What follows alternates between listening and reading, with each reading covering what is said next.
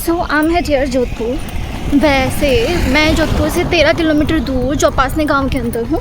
ये वो एरिया है जहाँ पर आपको 7 नंबर की सिटी बस छोड़ती है अगर आप आदर्श महाविद्यालय का एड्रेस देते हैं विपासना सेंटर जाने के लिए। फर्स्ट टाइम जब मैं यहाँ आई थी ना तो मैं इतनी एक्साइटेड थी और मेरे कुछ ऐसे सेंटेंस थे कि कोई थाल सजा करके आरती उतारो मेरी, बिंदे लगाओ, लाइक तिलक करो एंड ऑल दैट, कि मैं विपासना सेंटर आ गई। मैं इतनी एक्साइटेड थी। दिस टाइम थोड़ी सी शरारत मेरी कम है क्योंकि मैं थोड़ा सा विपासना के बारे में समझी हूँ, तो थोड़ा सा डिसिप्लिन लेकर आई हूँ। डिसिप्लिन तो मैं ऑलवेज आई मीन लाइक जहाँ पर डिसिप्लिन रखना है वहाँ पर तो है ही है, बट थोड़ा सा नोटीपन तो मेरे अंदर है ही है, और वो तो कभी जा ही नहीं सकता। और हम क्यों ही उसको टाटा बाय बाय करें ना, लाइफ में थोड़ा नोटीपन तो चाहिए, बचपना जिंदा रहना चाहिए। नमस्कारम, this is Madhuvani Patel and welcome to my YouTube channel. So ये एक सत्संग केंद्र है, पीछे आप देख सकते हो। तो जब आप विपासना के लिए मेरी तरह सिटी बस का उपयोग करते हुए जब आप उसे एड्रेस देते हो आदर्श महाविद्यालय, तब आपको वो जैसे स्पॉट पर छोड़ता है, वहाँ से थोड़ी सी वॉकिंग डिस्टेंस पर आते हुए जो पहला आपको ऐसा सिग्नल मिलेगा कि आप राइट डायरेक्शन में जा रहे हो, वो ये है आध्यात्म विज्ञान सत्संग केंद्र, अगर आप देख पा रहे हो तो। और फिर यहाँ से बस सीधा सीधा चलना है और बस थोड़ी सी दूरी पर उस विपासना सेंटर आ जाएगा। उससे पहले उसके 2 बोर्ड आएंगे जो मैं आपको बताऊँगी। तो पहला बोर्ड आ गया है, बस हम थोड़ा सा चले हैं। ये क्या है? Professor doctor Amritlal Chhagan Kanwar Gandhi Bhavan. अच्छा, ये श्री पारसमल बोहरा नेत्रहीन महाविद्यालय, नेत्रहीन बच्चों का ये महाविद्यालय। ये तो एक और सिग्नल है, स्पॉट है, जहाँ से आप पता कर सकते हैं कि आप राइट डायरेक्शन में जा रहे हैं। ये वाला आप पीछे देख रहे हो, जैसा बोर्ड पर लिखा गया है उस आधार पर मैं बता रही हूँ। अब हमारा पहला बोर्ड, जब मैं पहली बार आई थी ना तो इस बोर्ड को देखकर मैं इतनी खुश हो गई थी क्योंकि मुझे बहुत ज़्यादा एक्साइटमेंट था। एक तो बिल्कुल ही नया नया था ना, अननोन था, तो क्या होता है कैसे होता है उसकी बहुत ज़्यादा जिज्ञासा थी। तो प्रश्न जिज्ञासा जो भी होता है ना, जब भी उत्पन्न होते तो नया नया जन्म होता है। और जो बच्चे होते हैं ना, जन्म पर मैं बाद में बताती हूँ, पहले ये बोर्ड बताती हूँ।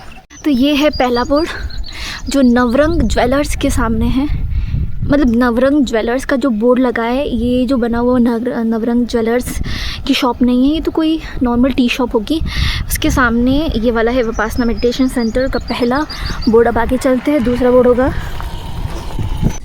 तो चाहे आप कहीं भी घूम लो, भारत के अंदर आवारा तत्व आपको अवश्य मिलेंगे। अरे जाना, इतना लंबा चौड़ा सड़क पड़ा है ना, जाना उधर को है। तो इधर से मेरे पास से होकर के एक ट्रॉली वाला गया, बट इट्स ओके, हम घबराते नहीं हैं। और अगर आप भी आओ ना यहाँ, वैसे इतना भी सुनसान नहीं है,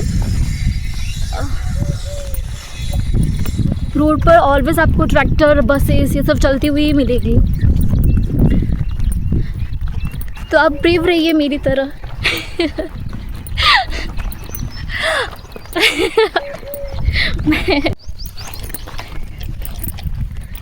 सो ये है विपासना का दूसरा बोर्ड और इसके जस्ट सामने है हमारा विपासना सेंटर। अब मैं यहाँ पे एंट्री लेने वाली हूँ। आज मैं थोड़ा सा उस टाइम की तुलना में थोड़ा सा लेट हूँ। बज रहे होंगे करीबन 2 बजे। उस टाइम आई थिंक मैं 10-11 बजे पहुँच गई थी। तो ये है हमारा विपासना के सेंटर। और आगे तो मैं रिकॉर्ड नहीं करूँगी क्योंकि इस क्षेत्र की मर्यादा को बनाए रखते हुए जब अलाउ होगा फ़ोन यूज़ करना तब करेंगे, यानी कि अंदर जाकर थोड़ा सा फ्रेशन अप होकर। अभी तो मैं सीधा ही ऑफिस एरिया में जाऊंगी क्योंकि सबसे पहले ऑफिस एरिया में एंट्री होगी और जैसे मैंने बताया था वो सारी प्रिंट और आईडी प्रूफ वगैरह जमा होंगे और फिर एंट्री का काम हो जाने के बाद हमें अपना रूम अलॉट होगा, फिर उसके बाद रूम में जाकर मैं आपसे बात करूँगी। सो मैंने ऑफिस एरिया में अपनी एंट्री पूरी कर दी है और अभी मैं आ गई हूँ अपने निवास स्थान पर। पिछली बार जब मैंने 10 डेज़ का शिविर किया था तो मुझे ये रूम मिला था E3 और इस बार मुझे मिला है E2। तो अब मैं जा रही हूँ खाना खाने के लिए। मुझे धीरे धीरे बोलना पड़ रहा है क्योंकि आज तो सुनने रहे हैं। जोर से आवाज आ गई। धमाका पहन।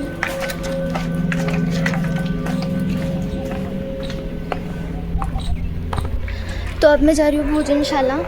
सबसे पहले आते ही मैं सीधा खाना खाने के लिए जा रही हूँ बिकॉज़ फिर भोजनशाला बंद हो जाएगी। उसके बाद मैं रूम की सफाई करूँगी और बाकी सारे काम, स्नानम वगैरह। तो भोजनशाला बंद हो चुकी है जैसा मुझे डर था, बट इट्स ओके। आज से मेरे साथ ना शुरू करी।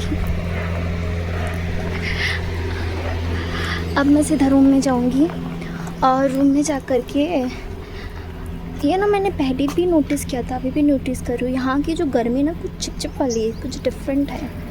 उसे अपना वो स्थान जिस पे आप ज़्यादातर बैठना पसंद करते हैं, वो आपका बेडरूम है, स्टडी रूम है, व्हाटएवर, या फिर और कोई एरिया है, उसको ना अपने हाथों से झाड़ू और पोछा लगा करके दिल्ली का कि आपके अलावा उस प्लेस को कोई तो वो उस प्लेस की ऊर्जा भी एकदम चेंज हो जाती है। आप वैसे तो ये ऑलरेडी क्लीन रूम हमको मिला है, बट जैसे मेरी आदत रहती है कि इसका झाड़ू पोछा मैं अपने हाथों से फिर से करूँगी, तो क्या होगा कि इस रूम का जो पूरा एनर्जी है ना अब मुझे एकदम होमी फील देगा एकदम कि इसकी ऊर्जा बिल्कुल चेंज हो जाएगी और मुझे और भी ज़्यादा कंफर्टेबल लगेगा यहाँ पर। ये मेरे साथ मोस्टली होता है, इसलिए मैं ऐसा करती हूँ। रूम में झाड़ू लगा दिया है, पोछा लगा दिया है और इसको पूरा तरह से क्लीन कर दिया है। अपने सारे सामान हैं वो भी ऑर्गेनाइज़ कर दिए। अभी मैं अपने इस प्यारे प्यारे फ़ोन को जमा करने जा रही हूँ। चलो कुछ खाने चलते हैं। And sorry for my voice because मुझे थोड़ा सा जुकाम लग गया है। थोड़ा सा जुकाम क्या होता है, जुकाम तो जुकाम होता है। मेरा हाँ, मुझे मेरा फ़ोन मिल गया है और मैं बहुत खुश हूँ और तुम्हारा कल्याण हो, सबका कल्याण हो। मधुवाणी की जो वाणी है ना, देवा मेरा हैंडी कहाँ गया भाई साहब, मतलब रुमाल को भूल तो नहीं गई। मैं ना पिछली बार भी साड़ी लेके आई थी एंड मैं उसको पहन नहीं पाई। इतनी गर्मी है कि मैं इसके अलावा मैं इसको क्या करती हूँ ना, यही चल रहा है कितने दिनों से। उस टाइम भी यही चला था, इस टाइम भी यही चल रहा है। इसके अलावा मैं कुछ और पहन ही नहीं पा रही हूँ। इतनी गर्मी लगती है ना कि रात को आते 9 o'clock when I enter my room ना, द फर्स्ट थिंग्स मेरा वो जो सारा रूटीन का होता है, झाड़ू पोछा एंड ऑल दैट, क्योंकि मैं फिर पूरे दिन नहीं कर पाती, पूरे दिन हम बिज़ी रहते हैं, तो मैं रात को ही करती हूँ सारा काम। 10 बजे तक 1 घंटे तक मैं अपना सारा काम निपटा लेती हूँ। तो उसी टाइम को अपना नाइटी पहन, मतलब जो भी है, और फिर इसको धोने को रख देती हूँ। फिर सुबह तक ये सूख जाता है, सुबह वापस इसको पहनती हूँ और यही चल रहा है। बट मेरा रुमाल कहाँ गया? मेरा रुमाल कहाँ गया? शांति बेटा, शांति।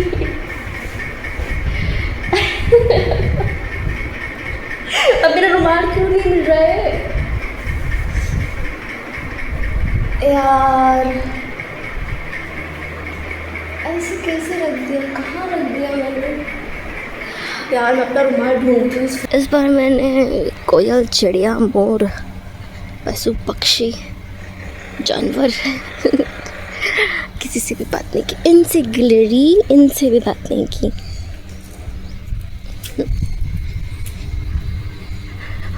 तो ये जो सामने है वो मेडिटेशन कक्ष है। चूँकि 3 दिवसीय शिविर था, कम लोग थे, इसलिए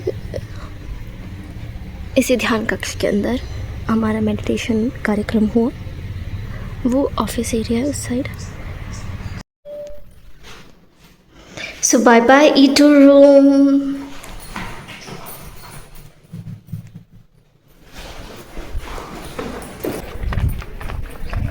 सो वक्त है घर जाने का। सो बाय बाय विपाशना, फिर ज़रूर ज़रूर ज़रूर बहुत जल्दी मिलेंगे। जैसे ही मैं विपाशना से ना उस सेंटर से बाहर आ रही थी, मैंने कुछ स्टेप्स लिए और सामने से ना एक ऑटो रिक्शा आ रहा था।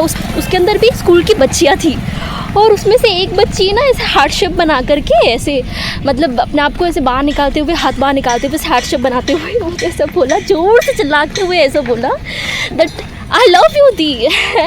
तुरंत ही मैंने रिप्लाई दिया लव यू टू। तो इससे अच्छा तो क्या ही हो सकता है, यूनिवर्स का इतना बड़ा सिग्नल, वाओ, कि आपको बच्चे प्यार करेंगे।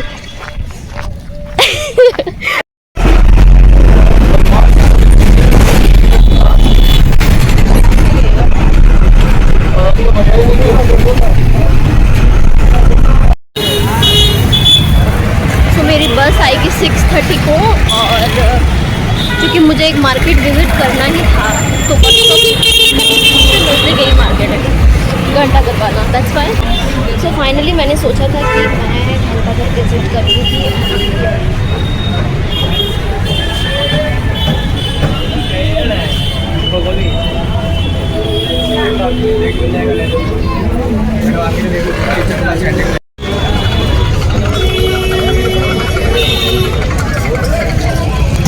क्या प्राइस है इनके? 250 पेंट सही लगा देंगे, कर लो पसंद। चिकन करी है कि नॉर्मल कॉटन है?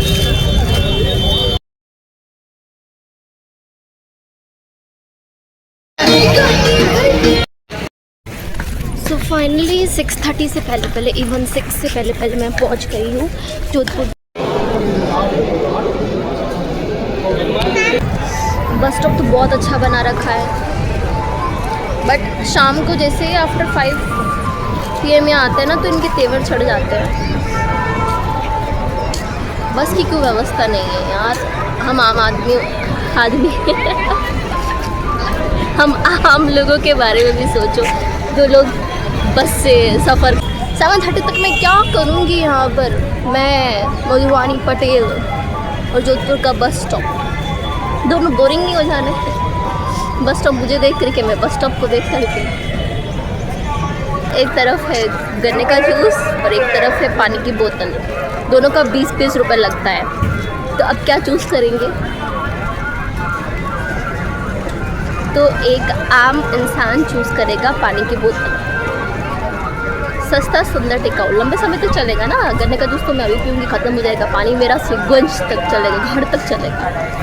तो 20 रुपये कहाँ वेस्ट करने? देखो ये बताए आम इंसान कैसे सोचता है, मेरी तरह सोचो।